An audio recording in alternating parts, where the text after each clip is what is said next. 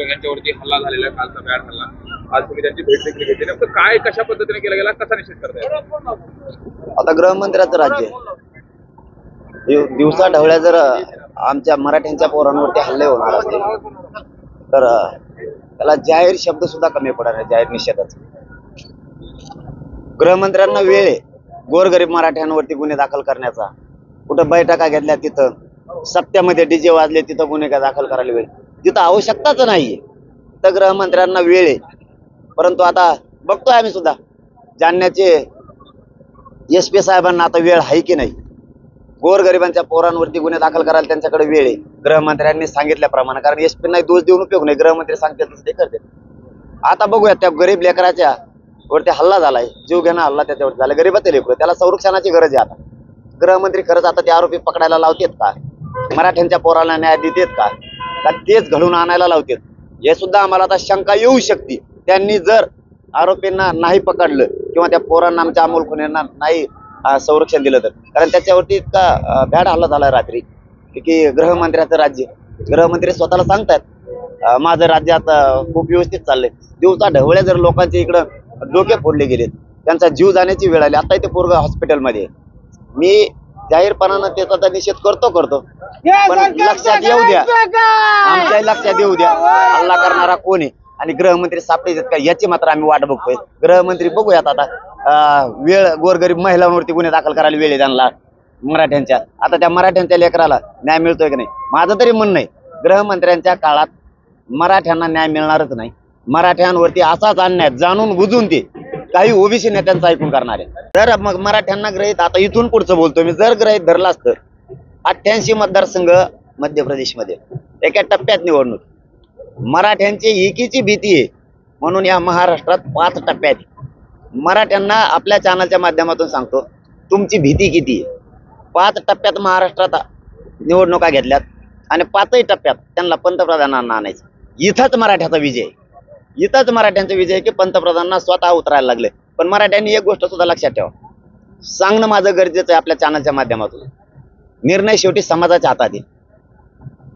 आपल्याला आरक्षणात OBCत येण्यासाठी विरोध केला, हे जग जाहीर आहे. OBCचे नेते सगळे म्हणले, सामान्य OBC नाही. सामान्य OBC आज आमच्या बरोबर आहे, त्यांना वाटतं गोरगरीब मराठ्याला मिळावं. पण नेते म्हणायचं OBC आरक्षणात मराठ्यांनी यायचं नाही. मग मला एका प्रश्नाचं उत्तर मिळालं नाही आणखी. OBC आरक्षणात तुम्ही आम्हाला येऊ नका म्हणताय, मग OBCच्या उमेदवाराचं मराठ्यांच्या ओपनच्या मतदारसंघात काय काम आहे? तिकडे हा फिरके जाऊन भरा ना. ओपनच्या मतदारसंघात तुमचं काम काय? एकूण मराठ्यांना विरोध करायचा, आरक्षणात येऊ नको म्हणून. परत मराठ्यांनाच भीक मागायला यायला लागतंय. मराठ्याशिवाय तुमचं धकत नाही. मराठ्यांच्या ओपनच्या मतदारसंघात काय काम काय तुमचं? मी एका मतदारसंघाबद्दल नाही बोलत, एका राज्यात असे 13-14 मतदारसंघ आहेत की तिथे ओपनच्या मतदारसंघात OBC उभा राहिले. नका ना राहू, गरज नाही ना मराठ्यांची. इथं सुद्धा मराठ्यांचाच विजय. मराठ्यांनी फक्त एक लक्षात असू द्या, तुमचं समोरच्याचा पटत असन नसन मला माहित ना, पण लेकरा आणि समाज डोळ्यासमोर ठेवा, अन्याय डोळ्यासमोर ठेवा, आंतरवालीच्या माता माऊलींचा आक्रोश डोळ्यासमोर ठेवा. समोरचा कोणताही असो, मात्र मराठा आरक्षणाला विरोध करणाऱ्याला सोडू नका. दिल्ली, मध्य प्रदेश, राजस्थानच्या आणि गुजरातच्या सुद्धा हरियाणाच्या तारखे डिक्लेअर करणारी. आज कर्नाटकची केली, बेळगावची. 30 एप्रिलला बेळगावला जेवढे मराठी आहेत तिथं बेळगावमध्ये, मला वाटतं 3.5 का 4 लाख मराठी आहेत अंदाजे सांगतो, तसं ते 7 म्हणलेत, मला माहित नाही खरं. 30 एप्रिलला तिथं प्रचंड मोठी मराठ्यांची सभा होती बेळगावला. आजच त्यांचं शिष्टमंडळ महाराष्ट्र आणि सीमावर्ती भागातला जो एकीकरण समिती, महाराष्ट्र एकीकरण समिती, ते सगळे सदस्य आज शिष्टमंडळ सकाळी आलं होतं. त्यांना तारीख दिली. माझ्या देशातल्या सगळ्या मराठ्यांना मी एक करणार आहे आणि 8 जूनला 6 करोड मराठा नारायणगडावरती येतोय. त्याची ही तयारी आसपासचे गाव सगळे करतात. मी आता मुंबईला भारतरत्न डॉक्टर बाबासाहेब आंबेडकर यांच्या जयंतीनिमित्त अभिवादन करण्यासाठी गेलो होतो. मुंबईत सुद्धा आमची बैठक झाली. नुसत्या मुंबई महानगरातून एकट्या, फक्त मुंबई महानगरातून 1 लाख गाड्या नारायणगडावरती येणार आहेत. एकट्या नुसत्या महानगरातून. जिल्ह्यातल्या लाखो गाड्या बाहेर पडणार. मी गावाची गावं आज भेटी देऊन तयार करतो. एका गावावर मी जबाबदारी सोपवली, 40-40 गावांची, की तुम्ही परिसर 40-50 गावाचा पिंजून काढा. नारायणगडावर जोपर्यंत चंद्रसूर्य तोपर्यंत जगात कोणीच रेकॉर्ड तोडू शकणार नाही, इतक्या ताकदीचा कार्यक्रम तो मराठा आरक्षणासाठी होणार आहे. झालं सरकार तर शहाणं नसता 4 जूनला पुन्हा आम्ही कठोर आमरण उपोषणाला बसतोय. तसाच उपोषण करत चालूच ठेवू. मी 8 जूनच्या सभेला उपोषण करतच अँब्युलन्स मध्ये येणार आहे, परत वापस जाणार आहे. पण मी आता आरक्षण घेतल्याशिवाय, मराठा आणि कुणबी एकच या कायदा पारित केल्याशिवाय मी हटत नाही. आता काही झालं तर ते आणखीन नाही ठरलं, पण महाराष्ट्रातले 6 करोड मराठी जुळवून सगळी तयारी आम्ही सगळेजण करतो. देशभरातले मराठी एकत्रित करून आता सुरुवातीला महाराष्ट्रातले मराठी मुंबईवरती गेले, आता देशभरातले मराठी एकत्रित करून दिल्लीवरती चाल करायचं असं काही पुढचं प्लॅनिंग आहे का तसं नियोजन? नाही, तसं नाहीये, पण काही होऊ शकतं. कारण सगळ्या राज्याची सभा मात्र इथं नारायणगडावर नाही घेत, हे मात्र सत्य. महाराष्ट्राचीच घेतो. आता आमची जी शिष्टमंडळांच्या बैठका होणार आहेत एकूण, या सगळ्या सभा झाल्याच्या नंतर आम्ही महाराष्ट्रातले जेवढ्या राज्यात, गोवापासूनचे सुद्धा आता म्हणणं आहे की तुम्ही इकडं पण या. बिहारच्याही मराठ्यांचं मी सगळ्यांची एक परिषदच घेतोय आता आंतरवाली, बाकीच्या राज्यातले सुद्धा.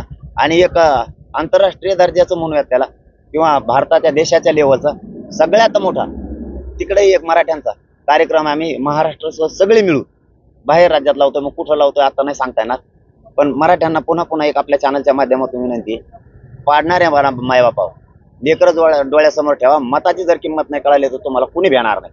जर यांनी नाही दिलं तर विधानसभेला यांना उडवायचं म्हणजे उडवायचं. 92 ते 93 मतदारसंघ नुसते मराठ्यांचे आहेत. दलित बांधव, 12 बलुतेदार, मुस्लिम बांधव, दलित बांधव, धनगर बांधव सगळे एक करायचे.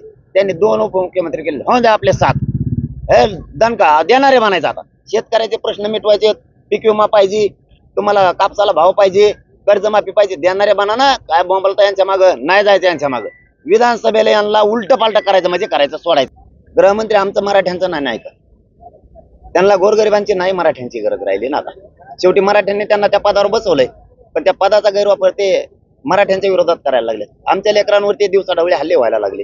अमोल कुन्हेवरती विनाकारण हल्ला केला गेला. त्याला संरक्षणाची गरज आहे, ते आरोपी पकडण्याची गरज आहे. बघतोय आता गृहमंत्री आम्हाला न्याय देतात, पण आम्हाला वाटतंय फडणवीस साहेबांच्या राज्यात आम्हाला न्याय मिळेल का नाही मिळेल आम्हाला शंका आहे. कारण आमच्यावरती खोटे गुन्हे दाखल करणं फडणवीस साहेबांमुळेच चालू आहे, गोरगरीब महिलांवरती चालू आहे. ही देशातली, खरं सांगतो मीडियाच्या बांधवांना, भाव तुम्हाला, ही देशातली पहिली घटना असेल की महिला तडीपार झाली आंदोलन केल्यामुळं मराठ्यांची. असा गृहमंत्री होणे नाही. त्यांचे असे मुख्य घ्यावं वाटते. इतके छान मुख्यमंत्री लागलेत महाराष्ट्राला, खूप छान माणूस. अरे बाबा, त्यांना शान वाटायला पाहिजे होते फडणवीस साहेबाला की माझ्या राज्यात, ज्या राज्याचा मी गृहमंत्री आहे, माझ्याकडे पालकत्व आहे, एक राज्यात असं पोरग आहे की मराठा समाजाच्या जातीचं इमानदारीनं काम करतं. माझ्या राज्यात इमानदार सुद्धा पोराचे कॉलर टाईट करायला पाहिजे होते त्यांनी. ते आमच्यावर गुन्हे दाखल करतात. पण बघूयात आता शेवटची आशा, आमच्यावरती गुन्हे करायचे थांबवतात का? आणि काल ते आमच्या अमोल कुन्हे लेकरावरती हल्ला झालाय, ते आरोपी गृहमंत्री ताबडतोब पकडायला लावून त्याला संरक्षण देतात का? मराठ्यांना न्याय मिळतोय की नाही हे उद्याचं आता जिवंत उदाहरण असणार आहे. नाही दिलं तर मराठ्यांनी इथून पुढं फडणवीस साहेबांच्या सरकारच्या जीवावर एकही पाऊल उचलायचं नाही, आपणच देणारं बनायचं.